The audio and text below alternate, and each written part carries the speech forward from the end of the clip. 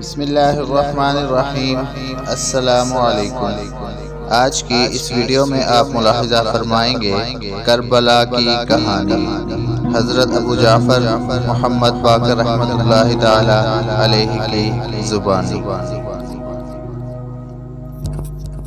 روایت کے راوی عمار بن دہنی نے کہا ہے کہ میں نے محمد بن علی بن الحسین رضی اللہ تعالی عنہ سے عرض کیا کہ آپ مجھ سے واقعہ قتل حسین رضی اللہ تعالی عنہ ایسے بیان فرمائے کہ گویا میں خود وہاں موجود تھا اور یہ سامنے ہو رہا ہے۔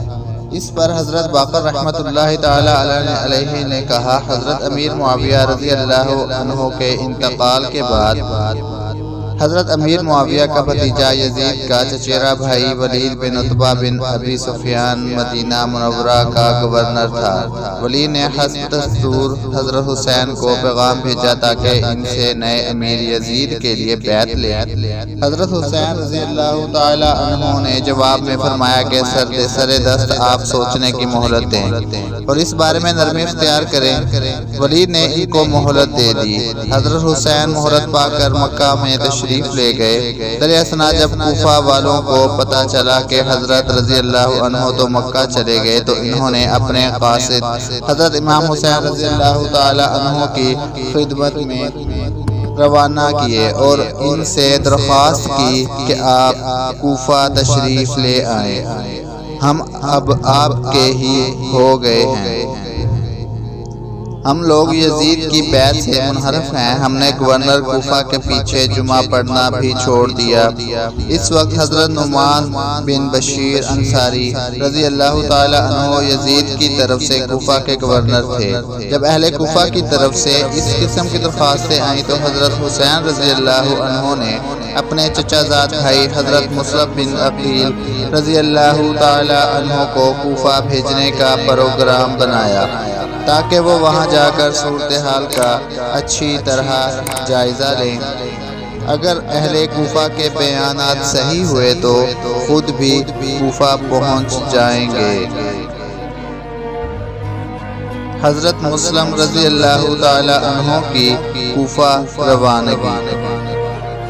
قرارداد کے مطابق حضرت مسلم مکہ سے مدینہ منورہ پہنچ گئے۔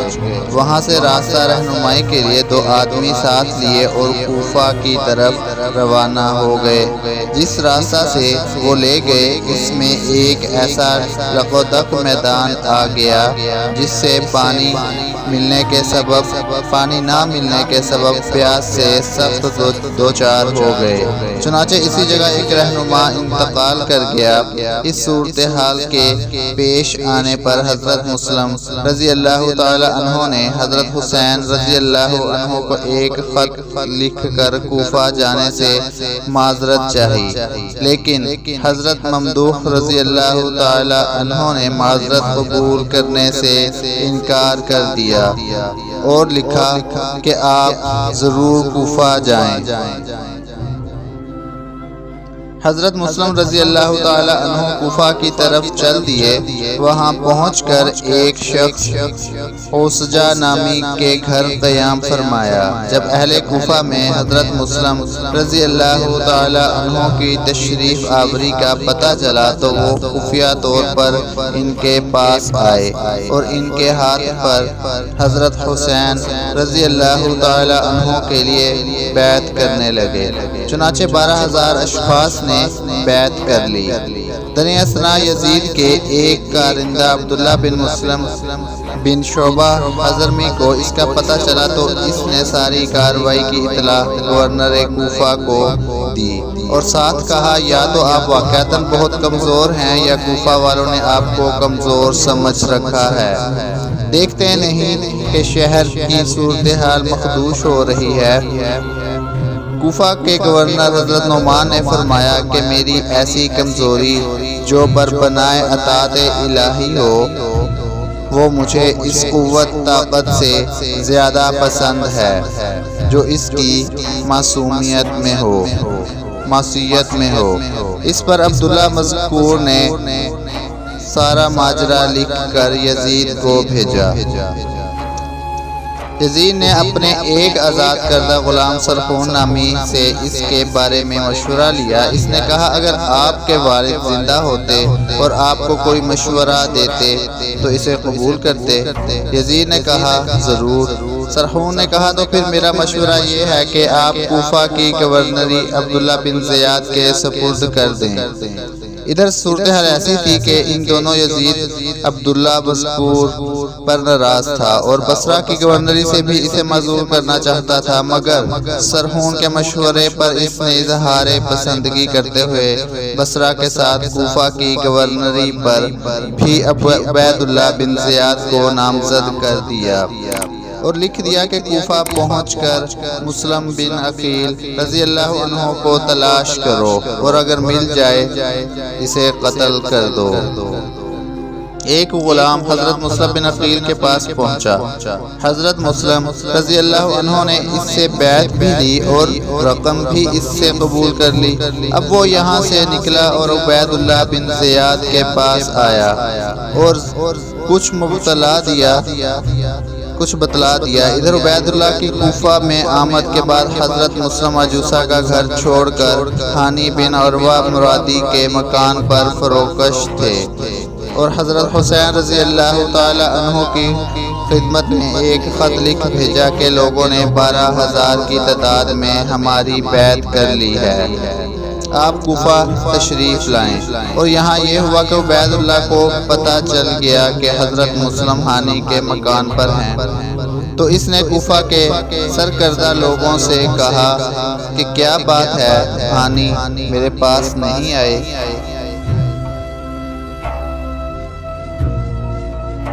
اس پر حاضرین نے ایک شخص محمد بن اشب چند ہمراہیوں کے ساتھ ہانی کے ہاں گئے تو وہ اپنے دروازے پر موجود تھے۔ ابن اشب نے کہا کہ گورنر صاحب آپ کو یاد فرماتے ہیں اور آپ کے اب تک نہ حاضر ہونے کو بہت محسوس کرتے ہیں، لہذا آپ کو چلنا چاہیے۔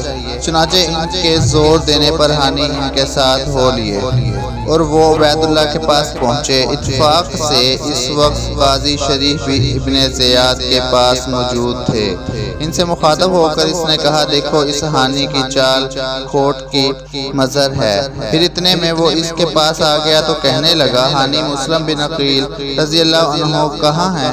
اس نے کہا مجھے معلوم نہیں۔ اس پر عبید اللہ نے 3,000 درہم دینے والے غلام کو اس کے سامنے کیا۔ ہانی بالکل لاجواب ہو گئے، البتہ اتنا کہا کہ میں نے انہیں اپنے گھر بلایا نہیں بلکہ وہ خود ہمارے گھر آئے ہیں۔ ابن زیاد نے کہا اچھا ان کو حاضر کرو۔ اس نے اس پر پسو پیش کیا تو ابن زیاد نے ان کو اپنے قریب بلوا کر اس زور سے چھڑی ماری جس سے ان کی بھویں پھٹ گئی۔ اس پر ہانی نے اس کے ایک محافظ سے تلوار چھین کر عبید اللہ پر وار کرنا چاہا لیکن وہ کامیاب نہ ہو سکا۔ اس پر ابن زیاد نے کہا کہ اب تمہارا خون حلال ہے۔ قصر عمارت کے ایک حصے میں اس کو قید میں ڈال دیا۔ اس واقعہ کی اطلاع ہانی کے قبیلہ مزہج کو ہوئی تو اس نے قصر عمارت پر یلغار بول دی۔ عبید اللہ نے شور سنا اور پوچھا تو کہا گیا کہ ہانی کا قبیلہ ان کو چھڑانے کے لیے آیا ہے۔ اس نے قاضی شریف کے ذریعے ان کو کہلایا کہ ہانی کو مسلم بن عقیل کا پتہ کرنے اور بعض باتوں کی تحقیق کے لیے روک دیا گیا ہے۔ خطرے کی کوئی بات نہیں، لیکن ساتھ ہی قاضی پر بھی ایک غلام کو لگا دیا یہ معلوم کرنے کے لیے کہ وہ لوگوں سے کیا کہتے ہیں۔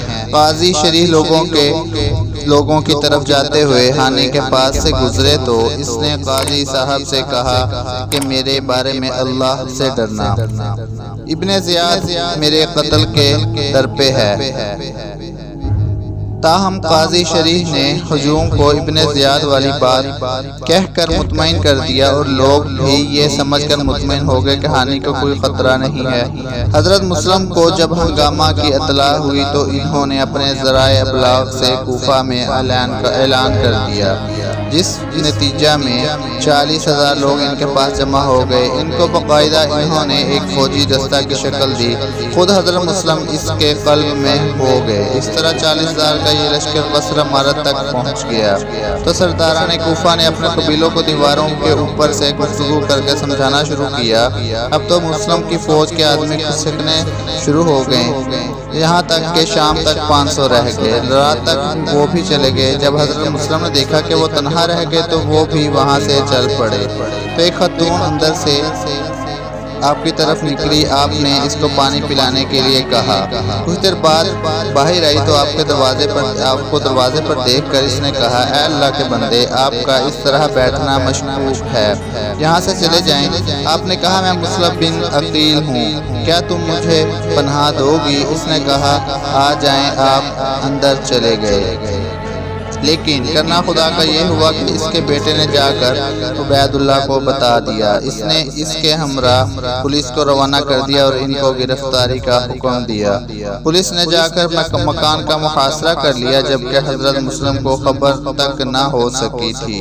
اب خود کو انہوں نے محصور پایا تو تلوار سونت کر نکل آئے اور پولیس کے مقابلے کی ٹھان لی، لیکن ابن اشعث نے ان کو روک کر کہا، میں ذمہ دار ہوں، آپ محفوظ رہیں گے۔ پس وہ حضرت مسلم رضی اللہ تعالی عنہ کو ابن زیاد کے پاس پکڑ کر لے گئے۔ چنانچہ ابن زیاد کے حکم سے انہیں قصر عمارت کی چھت پر لے جا کر قتل کر دیا اور ان کی لاش بازار میں لوگوں کے سامنے پھینک دی گئی۔ نیز اس کے حکم سے ہانی کو کوڑا کرکٹ کی جگہ تک گھسیٹتے ہوئے لے جا کر سولی دے دی گئی۔ ادھر تو کوفہ میں یہ تک ہو گیا تھا۔ اگلا پارٹ اگلی ویڈیو میں۔ ویڈیو اچھی لگی تو لائک کریں، چینل کو سبسکرائب نہیں کیا تو سبسکرائب کریں۔ ملتے ہیں اگلی اسلامی معلوماتی ویڈیو میں، تب تک کے لیے اللہ حافظ۔